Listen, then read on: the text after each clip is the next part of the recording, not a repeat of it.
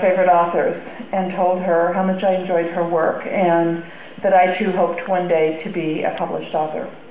And she wrote back with some very good advice that I've never forgotten, and in fact it has influenced me over this journey of writing these long years. She told me to write what I know, to learn what I don't, and to never give up on the dream. And so that's what I want to talk to you a little bit about today.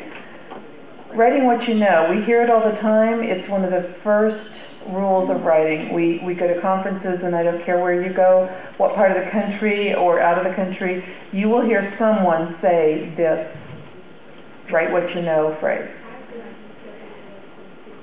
It's important that we keep that in mind because it's there for a very good reason. Nothing is more frustrating than to pick up a book that you have more knowledge about than the author that wrote it. And so I kind of like to use a few examples to help people understand where I'm coming from on this.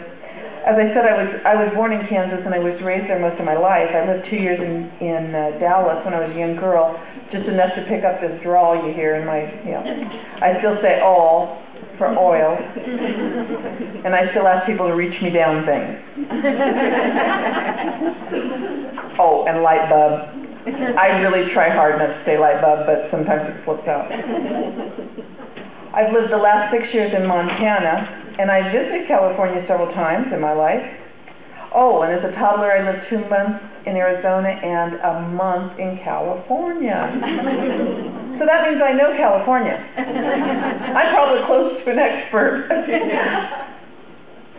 Unfortunately, you get a lot of people with that attitude. I've seen it, so I must know quite a bit about it. And one of the biggest problems I saw during the years when I was working as managing editor for Heart Song Presents was the complication and the problems and the issues that were developed around people who did not write what they knew. It doesn't mean you can't learn something. It doesn't mean that you can't go out and get additional knowledge and become an expert in an area. But unfortunately, so many people don't bother to do that.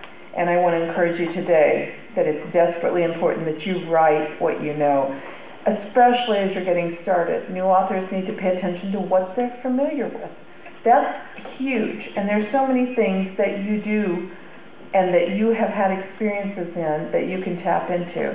And I know that Cease talked about this. I know that you'll hear other authors and speakers talk about this because it's so critical. You all have individual experiences and circumstances in your life that make you somewhat of an expert in a certain area. You need to think about your past experiences. Sometimes it's as simple as sitting down and making yourself a list of things that have influenced your life. The experience of childhood, the sights, the sounds, the smells.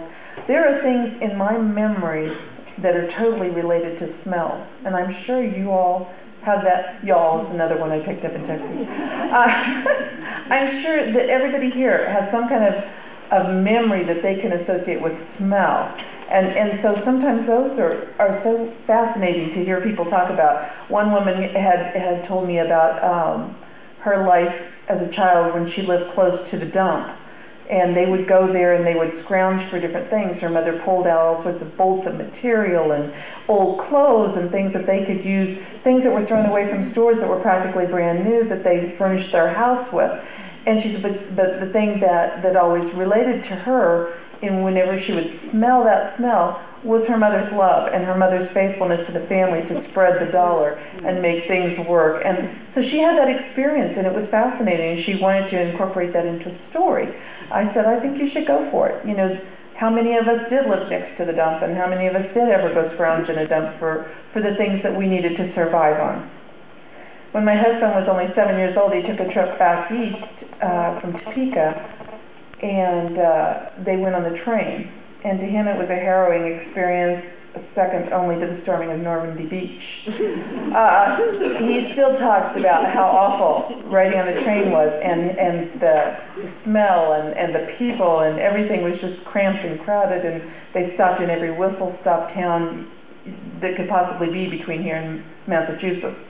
And so he was not very fond of train travel. I, on the other hand, love to ride the trains. My grandfather worked for Santa Fe. We lived in Kansas, and he worked for Santa Fe, and we had relatives in both Arizona and California, so we took Santa Fe all the way. We were a poverty-stricken family, but because he worked for Santa Fe, we got free passes. So I felt like a queen. It was just one of those very pleasant experiences that runs through my mind and is very blissful and romantic in theme, and it has influenced me to write about trains. I have written 6 books with Judy Pella that dealt with the B&O Railroad and the foundation of the railroad in America. Did kind of a coming-of-age story with a young woman, as well as the coming-of-age of America and the railroad system. It was a wonderful experience. I've written about the Harvey girls, wonderful gals that ran the Harvey restaurants along the railroad. I have written about the Transcontinental Railroad. There's just a lot of different aspects of railroad that have affected my life.